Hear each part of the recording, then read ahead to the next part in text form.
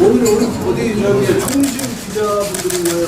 아니면은 예, 오늘 이렇게 총리님 그리고 부총리님 그리고 우리 대통령 비서실장님 또 위에 있는 우리 고위 당정 관계자들이 모여가지고 경제 현안에 대해서 그리고 민생에 대해 가지고 이야기할 수 있는 기회가 생긴 것이 참으로 중요한 기회이고 저희가 오늘을 통해서 이 당정 간의 정책 협의가 국민들에게 희망을 줄 수 있는 그런 결론이 나왔으면 하는 생각입니다. 사실 고위 당정 협의를 통해서는 속도감 있는 그런 정책 추진의 어쨌든 의지가 국민들께 표명되었으면 좋겠다라는 생각합니다. 사실 우리가 대선 공약 통해서 그리고 또 국정 과제화를 통해서 이야기했던 많은 정책들이 지금 정책 수요자들에게 아주 효율적으로 전달되고 있지는 않습니다. 정부도 당의 입법 지원도 계속 요청하겠지만은 실제로 당이 파악한 그런 정책 수요에 대해서 적극적으로 소통하면서 의견을 많이 들어주셨으면 하는 그런 생각입니다.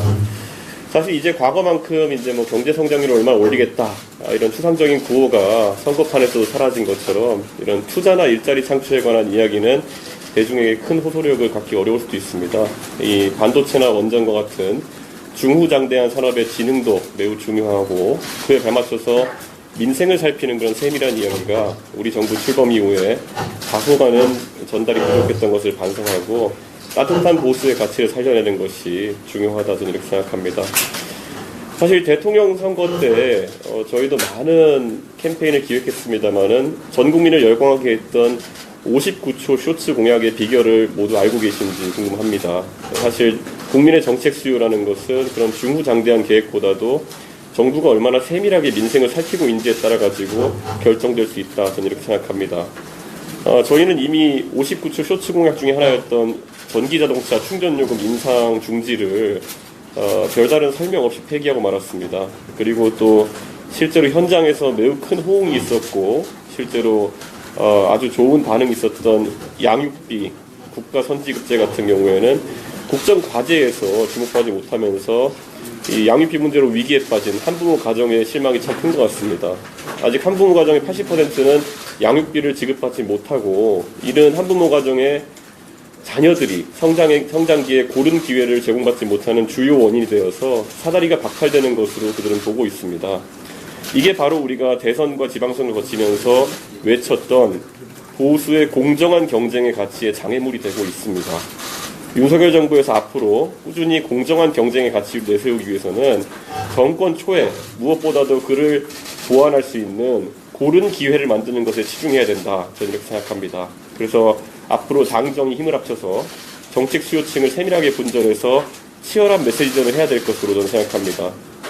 그리고 당장 서울 지하철에서 매일 벌어지는 일부 단체의 대중 다수의 불편을 야기하는 방식의 시위에 대해서 정부와 여당이 적극적인 대응을 하기보다는 인수위 시절부터 추상적이고 감성적인 방식으로 대응을 시도하다가 이제 이 문제가 장기화되고 있습니다.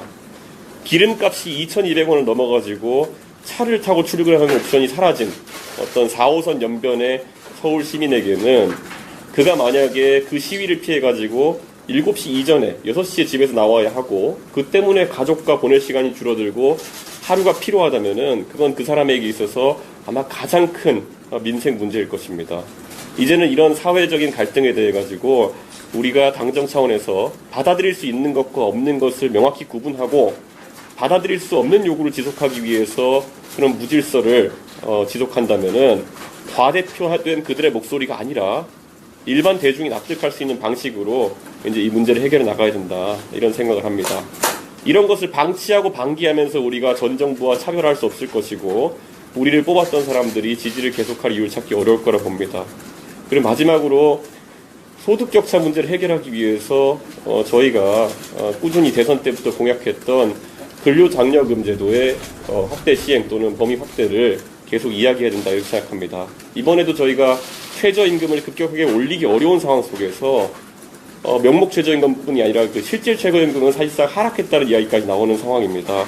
이런 보완적 대책 없이는 치솟는 물가 속에서 저소득층에서 월급 빼고 다 올랐다라는 말이 현재 계속 나오고 있습니다. 한계 소비 성향이 강한 그들의 소비가 줄게 되는 순간 그때 소비에 큰 위기가 올 것이라고 저는 보고 있습니다. 지난 5월에 상향 조정에서 각 계층별로 200만 원씩 기준을 상향하긴 했지만은 그것 이상으로 지금 이런 근로장려금이라든지 보수의 대안을 더욱더 적극적으로 국민들에게 전달할 필요가 있어 보입니다. 국민의 정책 수요를 저희가 1차원적으로 평가하지 않고 참 여러 가지 요소를 반영해야 된다 이렇게 보는 것 중에 하나에 택시 요금 문제 같은 것도 있습니다. 전 개인적으로 과거에 택시 기사로 일해본 경험도 있지만은 최근에 경직된 택시 요금이 내가지고 택시 운행 인력이 과부족한 상황이 발생하고 있습니다. 택시 운행 인력과 대리기사 인력은 사실 운전이라는 공통된 서비스를 제공합니다. 그런데 민간에서 자율적으로 운행하는 대리운전 서비스 플랫폼에서 이미 대리운전 기사의 시간당 임금 아니면 시간당 비용이라는 것은 3배 가까이 올랐습니다. 그럼에도 불구하고 택시 노동에 종사하는 택시 기사들의 그 임금은 10%도 오르지 않았습니다. 오히려 코로나로 인해 하락한 경우도 있습니다. 그렇다면 이런 것들이 같은 운전업인데 왜 이런 격차가 발생하는지에 대해서 앞으로 계속 지적이 있을 것이고 우리 당정은 불편한 이야기를 할 수 있을 용기가 있어야 된다. 그렇게 저는 생각합니다. 그래서 실질적으로 택시 요금이라든지 여러 공공요금이라고 하는 것이 인상되는 것에 대해서 상당한 물가에 대한 우려도 있겠지만은 이런 불합리를 해결하지 못한다면 공정의 문제입니다. 대리기사들은 왜 시간당 임금이 3배가 올랐는데 택시기사는 10%도 오르지 않았느냐. 이 공정의 문제를 우리가 답하지 못한다면은 아마 이 큰 집단, 택시 운전하는 분들의 문제라는 것은, 이런 불만이라는 것은 해소되기 어렵다. 저는 이렇게 보고 있습니다. 그렇기 때문에 다른 나라 등의 사례를 지금 참고해서 이런 택시 요금 인상이라는 것이 실질적으로 가능해질 수 있도록 하는 것이 중요하고, 현재 시간거리 병산제를 넘어서서 합리적인 방식의 서차지라든지 여러 방식들이 있습니다. 이미 싱가포르는 다른 나라에서 적용되는 방식 같은 것들을 잘 연구해서 각 지자체별로 이런 제도를 합리화할 수 있도록 저희가 하는 것도 중요하다고 생각합니다. 제가 이렇게 구체적인 사안들을 열거하는 이유는 사실 당은 지난 선거 과정에서 많은 공약을 했습니다. 그리고 그중에서 우리가 실현 가능한 것들을 국정과제화했습니다. 당연히 우리가 현실적인 검토를 통해서 한 것이지만은 어쩌면 우리가 놓쳤던 부분, 누락된 부분에 대해 가지고 당이 역할을 하기를 기대하는 마음속에서 정부 측에 이런 요청을 드리게 되었습니다. 오늘 이런 사안에 대해서 저희가 세밀한 대화를 할 수 있으면 기대가 있습니다. 총님 다시 한번 이런 자리 만들어서 감사합니다.